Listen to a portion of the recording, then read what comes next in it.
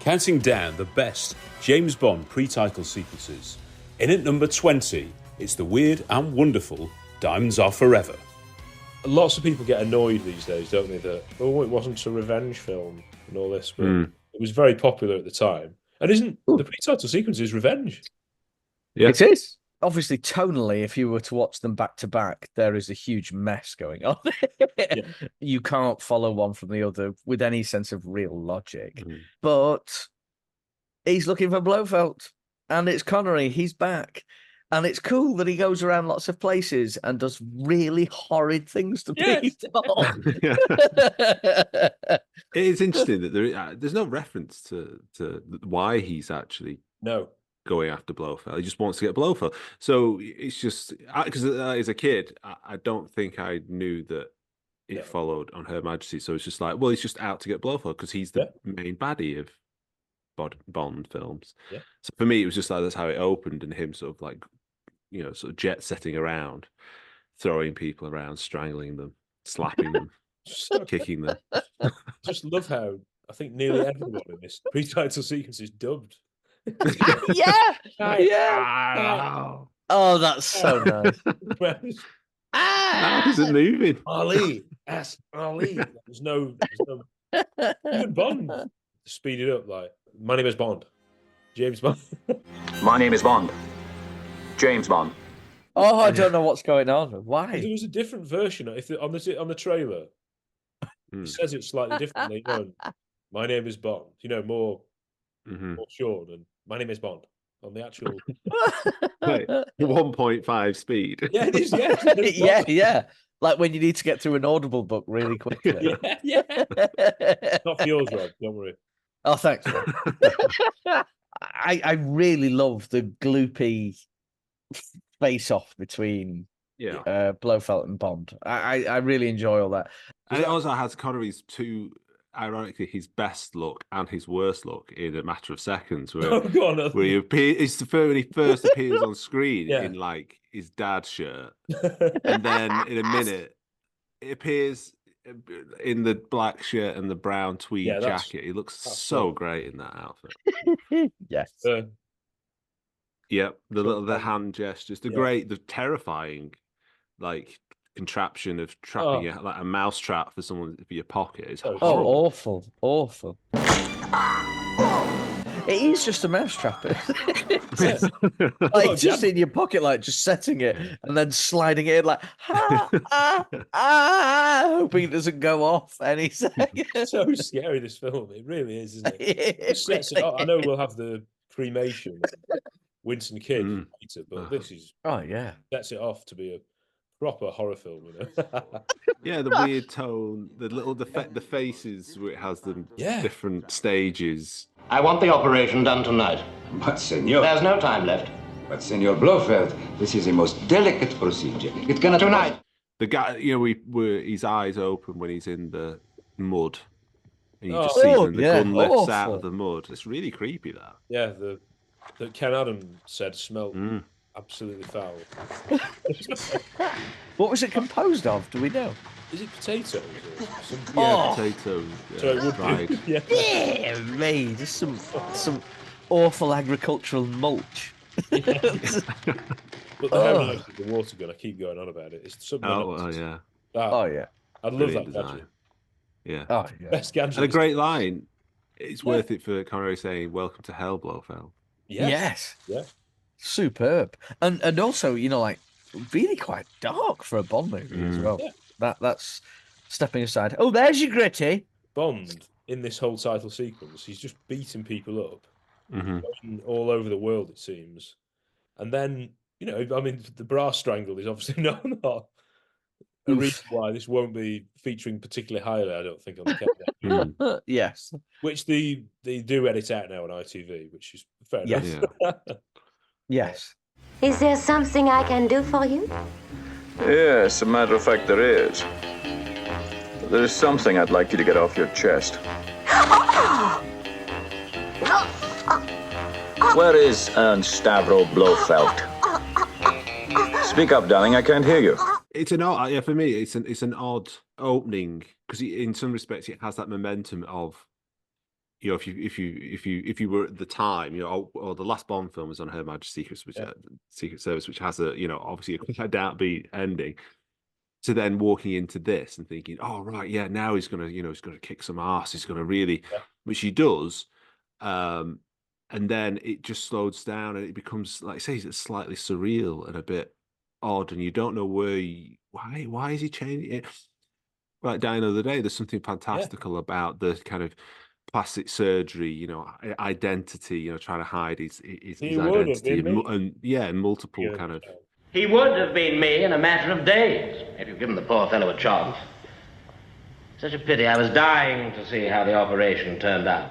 It's not, for me, it's not the most satisfying opening, but, you know, the rest of the film is you know, it's such an it's a wild ride. It's up and down all over the place for me. Like, it is infinitely watchable, and I'll always go back and see it.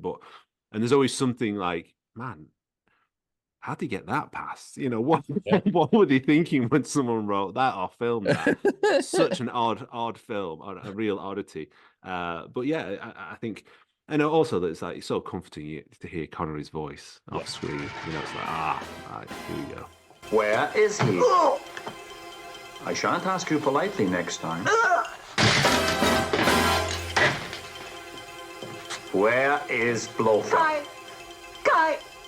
Cairo! I know. I don't think that's him, is it? You know, those first scenes of like this. No. Left foot. Oh yeah. The guys, like, he leaves his leg up, really. Like karate. He looks a bit trimmer than Connery, whoever it is, the stuntman. But yeah, this is Bond entering the 70s, of course, isn't it? Yeah. A new era and a dubious fashion. But I do think the film pulls it off more than it doesn't. It's full of zingers. Yeah. It's full of zingers, this script. I think one of the things is that, and I hate saying this, but like when Connery appears on the screen, he's obviously aged. You know, he really has. Not that I'm not for this, or, you know, like I'm not anti-aging per se, but he's not the Connery of You Only Live Twice straight away. Interesting, yeah. But he's definitely still got the panache and swagger. Yeah, he can still slap people around. Do you think that the opening shot is set in Japan? Do you think that was a deliberate reference to You Only Live Twice, as if to sort of couldn't it? Yeah, like he's back. Like, hang on, that other fella got married in my name and died. I've got to come back. And she died. I've got to come back. No, I think so. I find it like the slide across the floor and getting a head wedged in between the bits is one of the nicest things you will ever see on film, I think. Best stunts. yeah. The wood head wedge. Sliding across the rug. You know. yeah. I do think he still looks incredibly handsome and big, tough. Of course. Lovely hair. Of course he does. Well, everything's like the clothes are absolutely outstanding. He looks massive though. He's towering. Yeah. Isn't he? Really? He does. He is. See, I never buy this thing that fashion in Bond 70s films was bad. No. So it was like really crisp and of the time. Yeah, I think Bond has always looked good. And during the 70s, like you say, it's just it's like, well, you can't change like the set design, which looks very 70s. So why are we complaining about the fleurs or, you know, the lapels? It's just part of it. Really good point, Chris. It's part of the fabric of what was created at the time. Yeah, that was super contemporary, and that's what Bond has always been, is super contemporary. There's a few sets in this pre-title sequence, isn't there? Moves pretty quickly. The mud pie thing is unbelievably Ken Adam. I mean, that could be in Dr. No, couldn't it? It looks brilliant. The copper. It does, doesn't it? Yeah. Oh, it's so lovely. Mud pie. Making mud pies, 007. Making mud pies, 007. There's so many good lines, aren't there? There are, yeah. I mean, that's brilliant. Yeah. So basic, but brilliant. Hit me. One chance. Where can I find him? Marie. Ask Marie. Yes, there's something I'd like to get off your chest. So enjoyable. All of it so enjoyable. Less that moment, if I'm honest. Yeah. The fights, and the music. I love the. Oh yeah. Quite scary. All this whole thing. The stabbing is so graphic for Bond. Oh yeah, and lovely bright crimson blood on the arms. When he throws scalpels. I mean, he's a pathetic physical threat, isn't he? Blofeld in this scene. I mean, he just rubbish sort of goes onto the thing and then turns around, and blood all over his forehead, and then. Oh yeah. I love that he stands back. Like when there's a fight actually happening, he's like, ah. Stands back behind the desk, like, no, I don't want to. Heck, don't want to be involved in any of this. If you get a scene like this now with just 2 guards, that's it. Yeah. So bare the place. But he has off screen got rid of one, hasn't he? This, to put the green smock on and all that. Mm-hmm. Smock, so good. Yeah. Again, it's not. Isn't it nice to see with like Bond? You don't need to see him he has to take over the guard, hide the body, then take the disguise, then move in, and he's just actually in the scene, but he's got like a face mask on, and he reveals himself when everyone leaves. It's just like, let's just get to the point. It's not as live, isn't it? Yeah. What I really like about it is it's a quick refresher course to Connery's Bond, isn't it? It's like we've not seen him for a little bit. Right, let's waz him in a bunch of locations. We know really that he's trying to get revenge on Blofeld. We're not going to go heavy on the whole vengeance for wife bit. We're just going to go he really wants him. And we're going to send him some certain places so that he can have a good crack at getting him. And we're going to let the score do its bit. We're going to let Connery do his bit.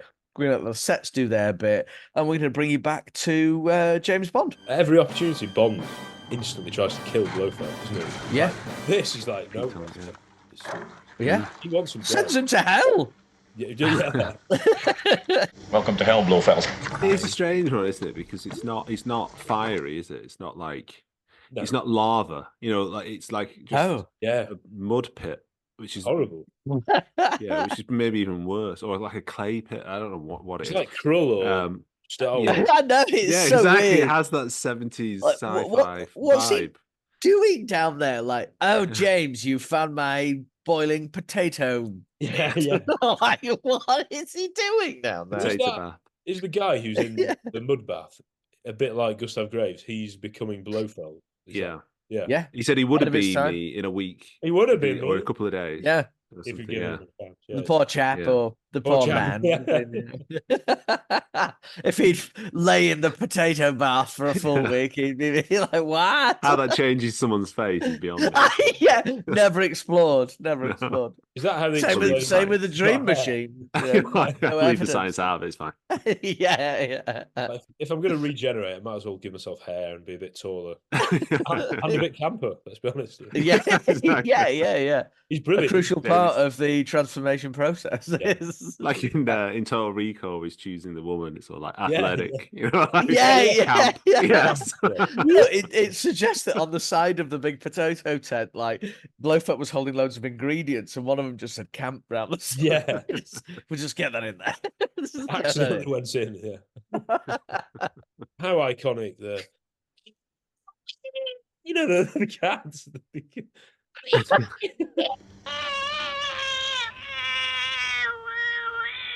And then it cuts to another cat, and then it's the pre-title sequence. It's so good that how it goes into it. Like, it interrupts Bond. He's pressing that thing, and then the cat sort of distracts him, and then we have the song. Yeah. So weird. I love it.